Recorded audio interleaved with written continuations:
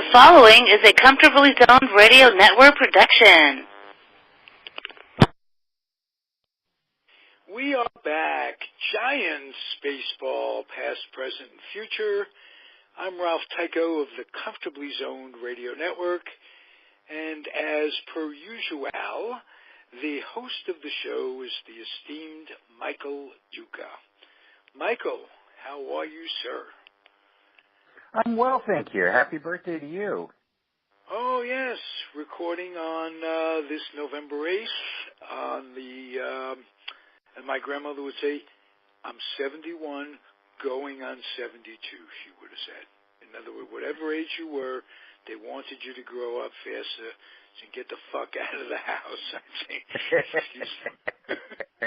I think that was basically the idea behind that mindset right from the get-go.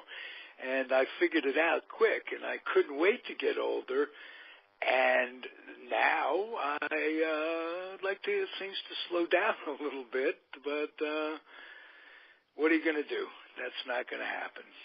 Well, so well, we can lay that at the feet of the esteemed Jewish scientist and philosopher Albert Einstein. We get too soon old and too late smart.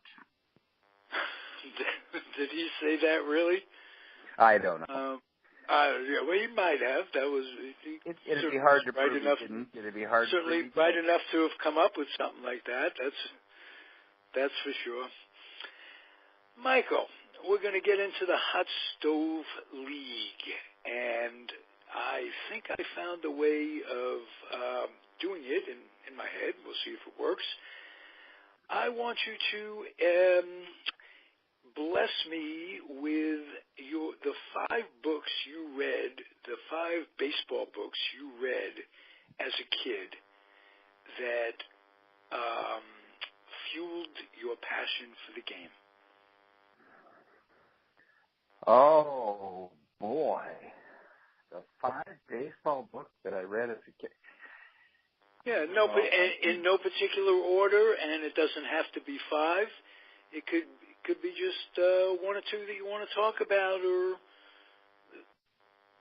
just what had an influence on your fandom.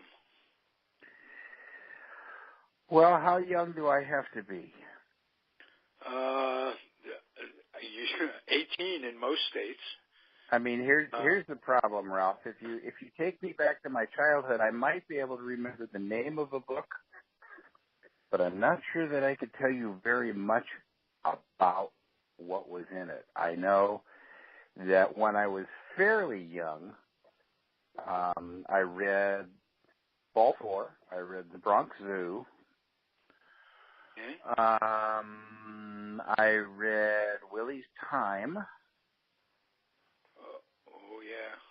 It was Charles Einstein. Yes, Charles Einstein. Probably as great a book as ever written for not only baseball aficionados. Should be a textbook in schools. It was that well written and great book. So, well, I can tell you to a certainty that books don't have to be well written to be textbooks in school. The book that I collaborated on is used as a textbook in sociology classes in at least 2 different universities that I know of, and it ain't all that well written. Oh, it's well written. It's well written, Michael. Don't be modest. And that has to be a thrill, let alone just having a book in the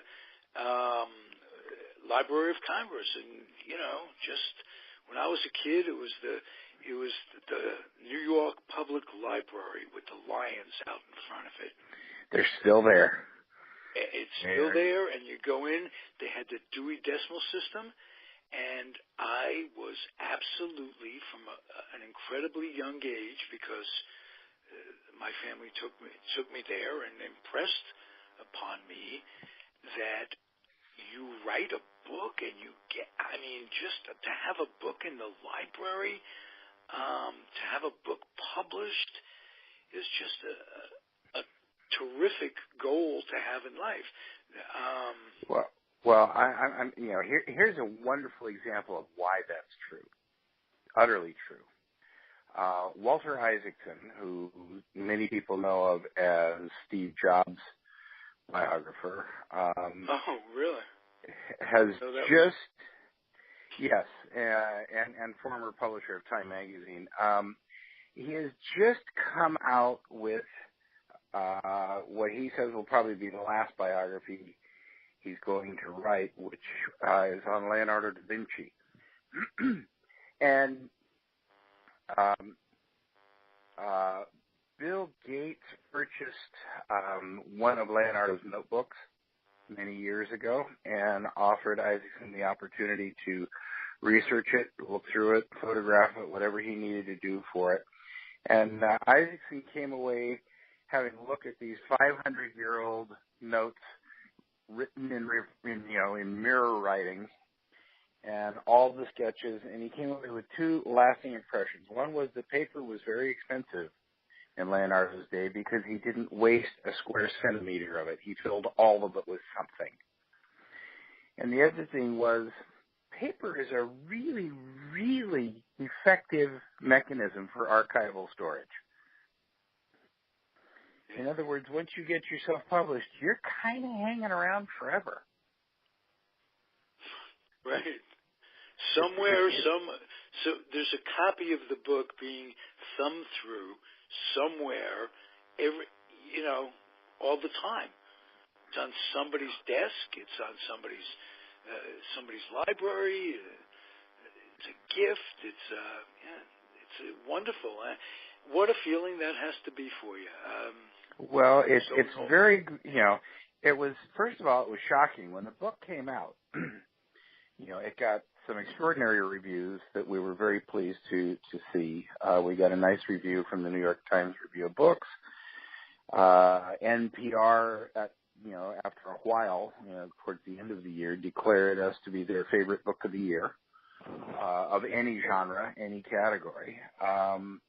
But in between, what really blew me away was a line in a review that I had to go to a friend and verify. And that line was, "This is the best sociology textbook written in the 21st century." And I had to go to a friend who was completing his PhD in sociology at the time to ask him, what does this mean? I've never even taken a sociology class. I couldn't define a sociology if it were sitting on my lap.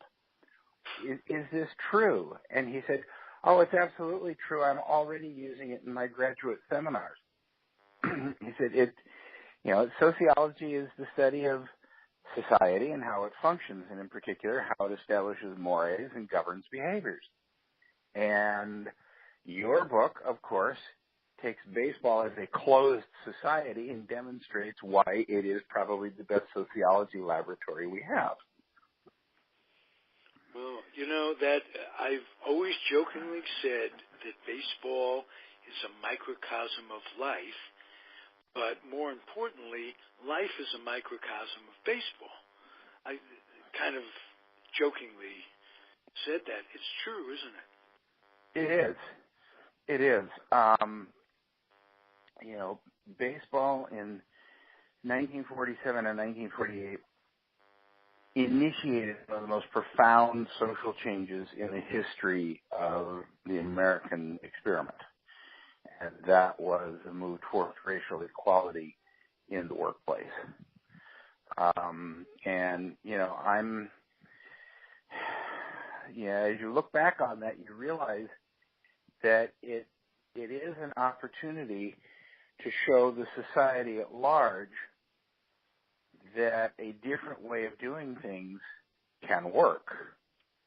And that in this case, it was an opportunity to show that merit was the appropriate way to judge people rather than racial background. And that was a huge moment for the United States. That was a huge moment for baseball. And I'm looking forward to seeing humanity, for crying out loud. Yeah. To allow it to be the way it was before 1947 was absolutely ludicrous. You talk about a sign of the times. I don't think so. That was only the year I was born was 1946, and to think that that Jackie hadn't come along then blows me away. It really does. Well, yeah, I think it's more instructive to say not that Jackie hadn't come along then. Plenty of Jackies had come along then. Oscar Charleston had come along then. Cool Papa Bell had come along then. But they just couldn't get in the door. That they weren't allowed in the door for reasons that are so nuts. We have a number of podcasts on the network. One of them is the Washington Senators days, and I had David Hubler on and George Case and what have you. We're talking about those days and the Cuban connection that Calvin Griffith had. And he was bringing players, dark-skinned Cubans, into the game, into big league ball before and they were allowed in because they weren't from this country. But a dark-skinned African American was not permitted in, and was just how ludicrous is ludicrous.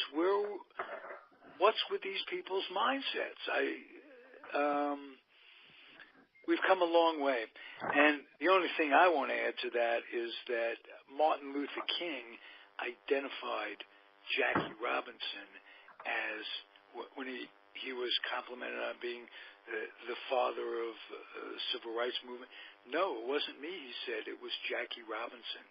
Without Jackie Robinson, it would have come, civil rights, but many, many years later. Changed the face of America, as you say. Well, and it was I think largely because of the for lack of a better term, the amount of grit that Jackie brought to his character, that he was willing to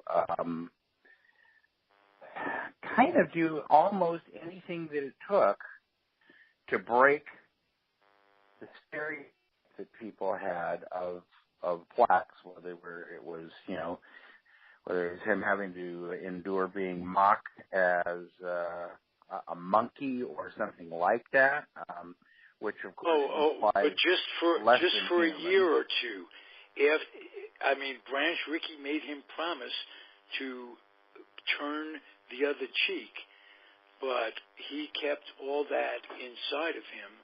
I think it led to his early demise. I'm sure it did. And basically, when the raps were off, he fought back. He was a tiger, and you weren't going to mess with him. That blatant, crazy prejudice. Billy Southworth, I think it was, manager of the Phillies, or that kind of crap would not go down a year or two after he came in the game. Right. It was people like Billy Southworth, Zach Wheat. There were a number of players at that time that were vehemently opposed to him. Joe Garagiola, his own teammates, 13 of his teammates signed a petition to saying, I don't want to play with this guy. Dodger ownership said, fine, you're out of here, to some of them. And some really changed some. I'll give you a good example. Is Bobby Bregan was one of the early, again, product of his time, a Southern cracker, this, that, and the other thing. And Bobby Bregan came around to the point where he became a minor league manager, coach type guy, and is credited with turning Maury Wills's career around minor league career and preparing him for the majors. I think he taught him to switch hit and get on base, this, that, and the other thing. So strides have been made in our lifetime, and then we come across this very year, 2017 baseball season, when in Boston, unruly, crazed, racist fans made prejudicial remarks. I don't remember what they were, but they certainly weren't flattering to Adam Jones, a Baltimore Oriole outfielder, a visiting player, and this is the North. That's the North. Boston fans have their own special way of being. If you go back a few years before the Adam Jones incident, you will come upon the time when former Oakland Athletic and the first great Venezuelan outfielder, Tony Armas, played in Boston, and fans in the bleachers constantly yelled at him, "Go back to Mexico." Jesus. Armas asked people in both Spanish and English, because he was fluent in both, "Why would I want to go to Mexico? I've never even played there." Right. And would you know? And these are people who've never had a map in their hands, never had any idea of what's going on. You mentioned Tony Armas. See how our baseball minds are. Tony Armas made up 1/3 of what I consider to be, arguably, of course, the best defensive outfield in the history of baseball. At Dwayne Murphy in center and Ricky Henderson in left. And those guys could go get it. Let's put it that way. I don't know if this stat is still true, but there was a time when I was, prone to doing things like wandering through all-time lists in the off-season. Right. And one of the all-time lists was the top 10 outfielders in terms of putouts. At the time I looked at that list, Ricky was, I think, 6th or 7th on the list. But what was astonishing about that was if you looked at the rest of the list critically, you suddenly realized that Ricky was the only person on that list that was not a center fielder. Whoa. For a left fielder to crack into the list of the top 10 on putouts, you got to be awfully good. And yes. Another thing is that people don't remember this very well. Ricky hit right-handed but threw left-handed. A rare combination, and of course that meant that every time Ricky went to the plate, he was exposing his throwing arm to the opposing pitchers. And people remember Ricky because he played so long. They remember him as having an extremely weak arm, significantly weaker than Barry Bonds and without the quick release. Well, right. the truth is, Ricky had a plus arm when he came up to the major leagues. But he got hit in the elbow so many times by opposing pitchers that he came to the point where he couldn't fully extend his arm to throw. Oh, I didn't know that. That's very interesting. And think how good Murphy had to be to drive Ricky to left, were he that fast and had so much range. So, and Murphy's underrated in history of ball. He is, and I will give you this. I will tell you that that's at least the best American League outfield of all time. I think Bobby Bonds, Willie Mays, and Kenny Henderson could probably hold their own. Absolutely.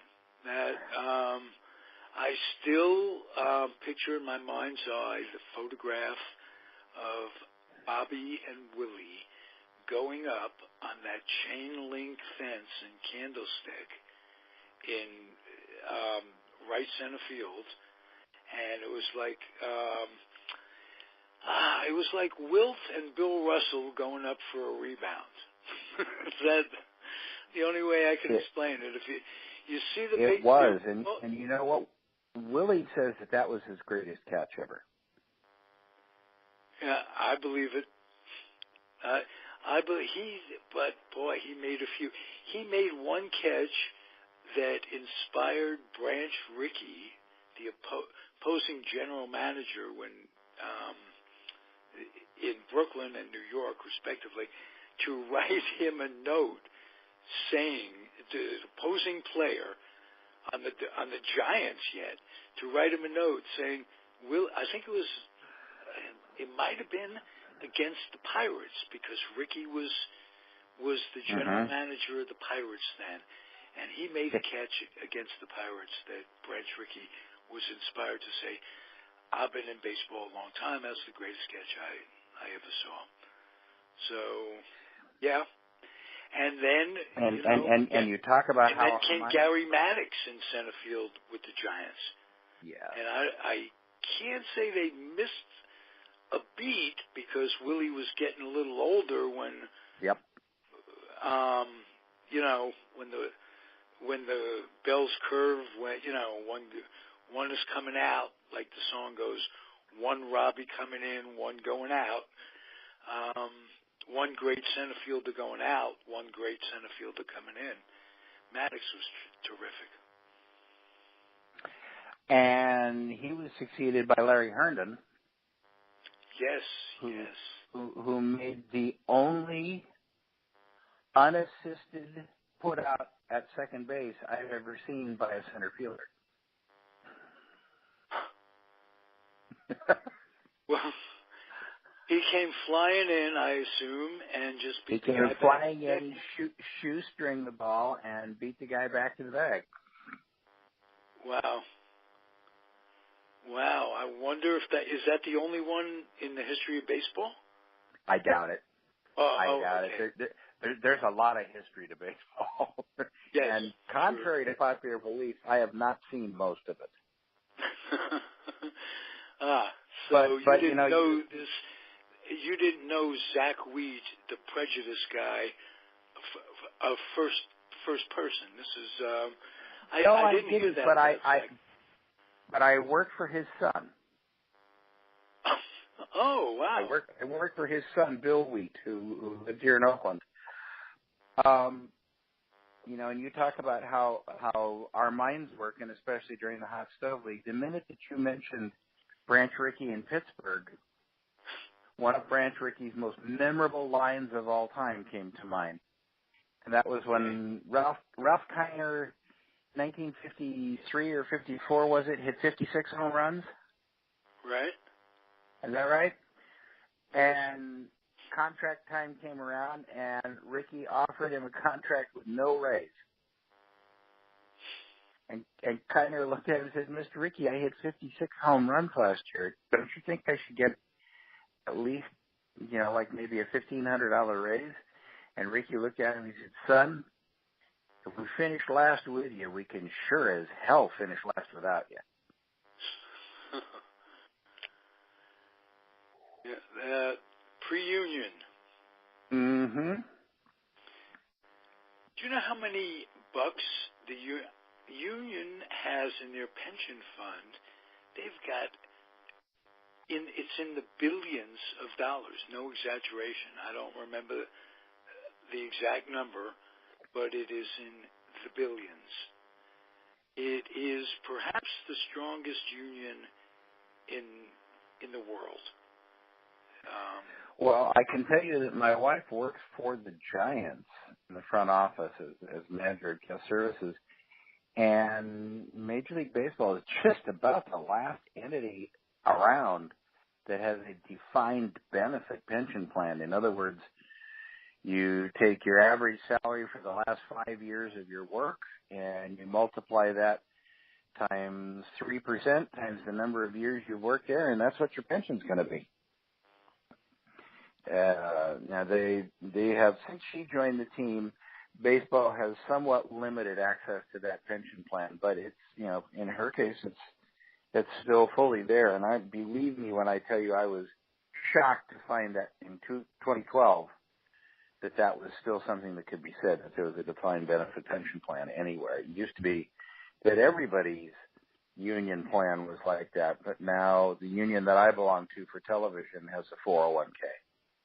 There's no defined pension plans anymore. Baseball players are quite fortunate to have theirs. And to give you another stat that I read, if a player is on a major league roster for 43 days, they're going to get a minimum $34,000 a year pension. Well, that's interesting.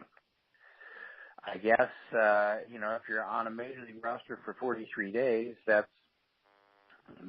I'm trying to do the math quickly in my head here. That's about 1/6 of the season, isn't it? 1/5 of the season, about a fifth of the season. You know what's so in that fifth of the season, you're also going to earn about $85,000. That's true. That's absolutely true. Plus the residuals of what the players' union get, and a share of the T-shirts and the caps, and and the baseball card money that they get. It's lucrative, but we are eventually it's gonna come to a head where minor league players that contribute to the game, they act as, you want to call them fodder for other players' development or this, that, and the other thing, have no pension whatsoever, nothing to show for it. And, that there's a labor inequity there. Let's put it that way. Yeah, there is. And, unfortunately, this is one of those instances where stall tactics are pretty effective. When you've got people who are seeking some kind of equity so that they can live out their final years in something approaching security and comfort, and you don't want to cough up the money, waiting is a very effective, although heartless, strategy. Right, just putting it off. Yep. Anyway, that's the business side of baseball that I think if you're anything like I was as a kid, you shied away from the business part of it, and it was almost the candy store of life, sports were, and you didn't want to hear about business. You didn't want to hear about politics. But it's so much. It was, we didn't see it as kids. It was that as kids. I mentioned Kiner and the unions.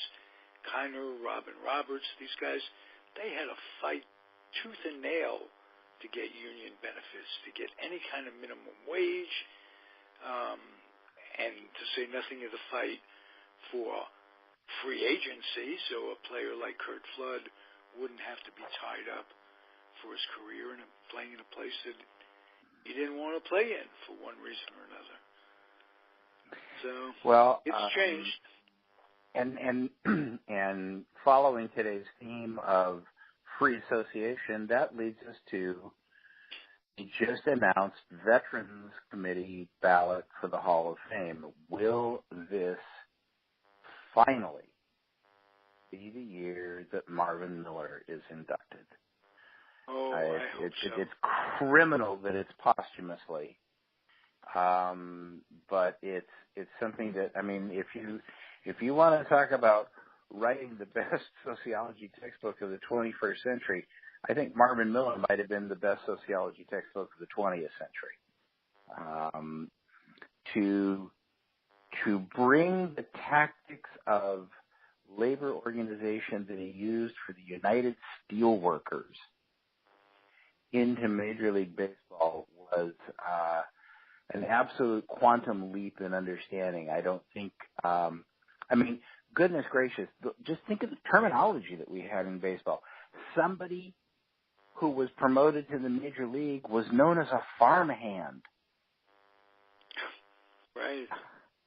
You know, and there's a phrase that would give Jackie Robinson, you know, shivers.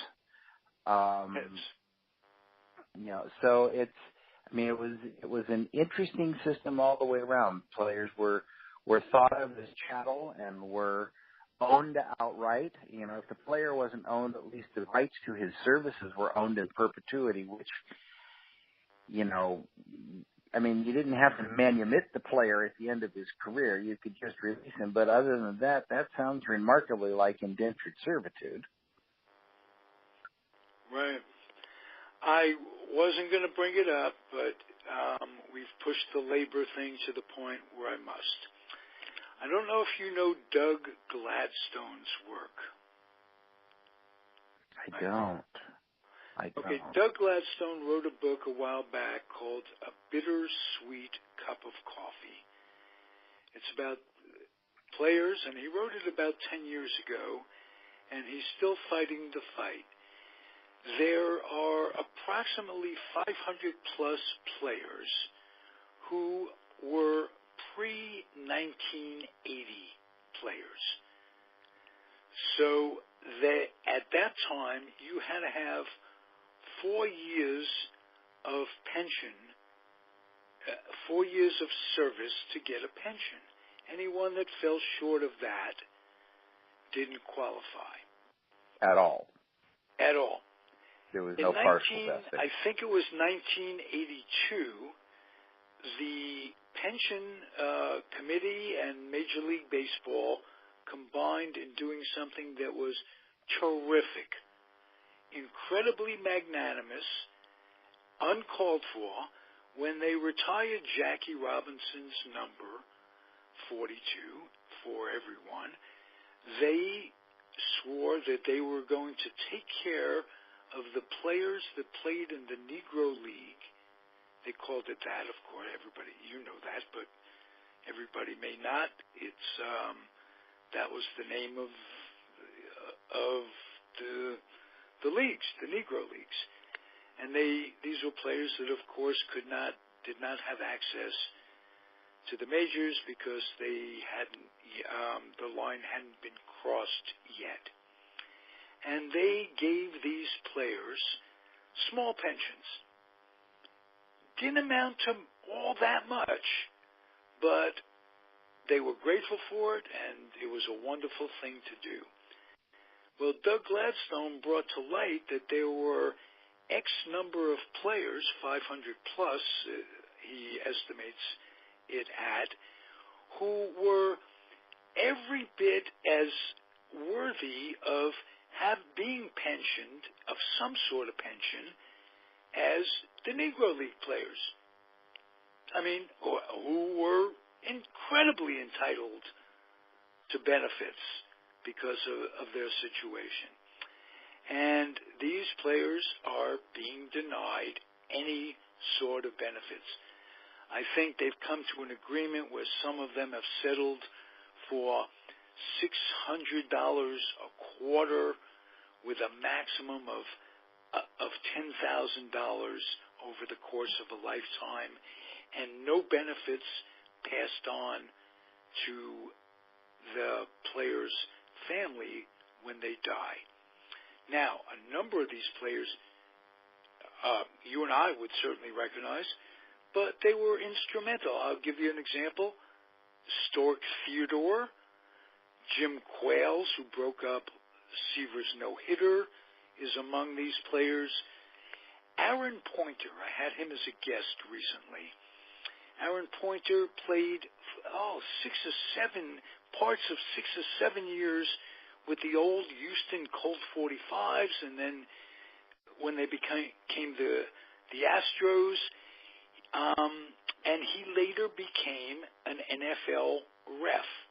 Never got a pension, doesn't need a pension, but agrees that it would be wonderful if he got a pension because he's entitled and it's fair, and there are a number of players that do need the money. Without getting into names, there are players that are destitute that could use the money. They're not asking for much.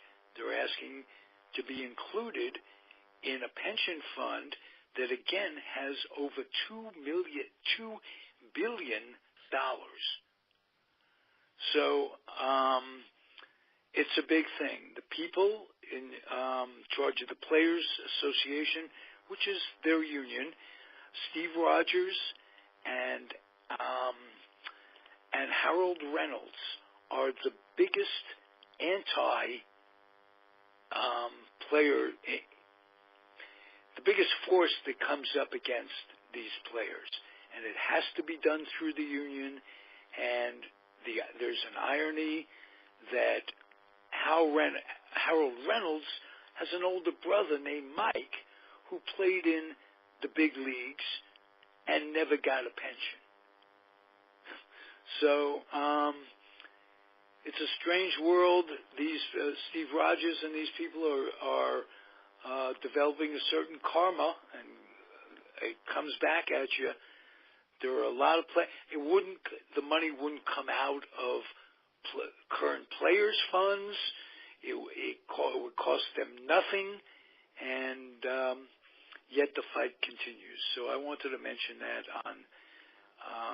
on this show. His name is Doug Gladstone. He wrote that book. He's on Facebook. And anybody out there that wants to get behind the cause, go to his Facebook and see his writings. That's my ramble, Michael. All right. Well, we might just close with that. It's a pretty strong close. Better than we I hope so. I hope so. These players are very well deserving and should be included in this bonanza that this union has turned into. And I think it's turned into it because they work hand in hand with management, and Mike Caldwell had a quote about this recently, that the union is all for you while you're playing, but when you retire, they don't want to know from you. Well, they're all for whoever's playing at that time. Exactly. And that, who's ever playing at that time should look back and say, who built the foundation of this? We are indebted to the players. That the players today should be saying, we are indebted to the players who came up and played for a 6,000 minimum salary of $6,000 a year in the 50s and what have you. Well, where DiMaggio was making $100,000 a year. Right. I mean, I distinctly, and I'm sure you do too, remember the dual holdout of Sandy Koufax and Don Drysdale. And what was that, 1963? Absolutely, yes. And if they weren't as great as they were, and if they weren't smart enough to do it in tandem in a city like L.A., that with the publicity and they could find work in, as actors and this, that, and the other thing, they'd still be fighting the fight. Yeah. Yeah. Okay, well, Michael. I've had. I'll close with this. I've had a quarrel with the union for a long time on two areas. Number one is that they, as much as good as they have done for the players, it's hard to really consider something a union when all it negotiates is minimum salaries. They don't have a structure in place as players move along in years, and they don't really, the function of a union is to collectively bargain for the welfare and benefit of all of its members. And I don't think that it's going to take a long time for the MLBPA to live down the fact that they never attempted to eliminate the use of concrete concrete fields covered with plastic grass, which was a health and welfare issue for their players for many, many, many years. And one place where I don't want to get into the steroid thing, but by condoning steroids, you could say, well, they were looking after the health and welfare of these players' pocketbooks and this, that, and the other thing. But really and truthfully, there's going to be some long-term effects to whatever PEDs go into these people's systems. And if proper education were available as to the harm, the potential harm, and if they didn't cover up P-tests and this, that, and the other thing, now you could say, well, they're hurting themselves, this, that, and the other thing, but how does that reflect on high school kids, grammar school kids that look to these players? Kids that will never make it to the big leagues are doing steroids in high school. What's their benefit? There's going to be no financial benefit. You could say, well, for $2 million a year or $50 million a year, you could shoot me up for steroids. I'll use that money to find a cure for it. That's crazy talk in a way, because as we know, not everybody has the privilege of getting old, and you don't think about your health when you're young. You don't think about your mortality when you're young. So I don't think the unions, bottom line, have really been serving the players they have financially. Give them that. But have they prepared them for life? Have they, I don't know. We could do 8 shows on this. Yeah, we sure could. I have heretical views on steroids, and they're views that I probably can't share since I'm an employee of the commissioner's office. Okay. I didn't mean to get into it, but, if you talk about taking care of the players, how do you define that? And is it the traditional way of just the pocketbook, just the dollar, just the bottom line that way? Well, how do you take care of, you're talking about socialism or your book, social studies. Yeah. Well, we'll see. We'll see if anything changes going forward. I don't think that we can honestly say that the era of chemical enhancement is completely over. And I do think that we can honestly say that if you and I are fortunate enough to be alive 20 years from now, we'll look back on it and laugh about how many tears were spilled over chemical enhancement as we're watching genetically modified players on the field. Right. And we complained about that? Yeah, exactly. So, and, it's just, I hate to sound like what my grandfather would have called an old cocker, but that's how every generation is, really. We can say we're traditionalists and we go back to the 50s and this, but in the 50s, a Ty Cobb could say baseball changed in the 50s to the point where I can't recognize it. So each generation, each in life and baseball, everything else, I don't know. What can I say? Yeah, well, I mean, you're absolutely right. In the 50s, a stolen base involved somebody actually removing a piece of equipment from the stadium. Right. All right, Michael. Cobb I enjoy our free-for-all. And next week, maybe we'll be a little more structured, but we couldn't be any more interesting. I like it the way it's going. All right. Glad to talk to you, and I wouldn't count on it being any more structured next week. We are who we are, Ralph. Absolutely, and let's live with that and enjoy it. And All right. for those of you out there, I'm just going to end by asking you that if you enjoy in any way what we do, make me happy. Accumulate some lightly used children's books and put them in the box and take them to the Head Start program in whatever city you live in. And if you could do that on a regular basis, get some kids reading and prepared for life. Appreciate it. Thank you again, Michael. Everybody out there, keep on keeping on. We'll be back next week. Adios. All right.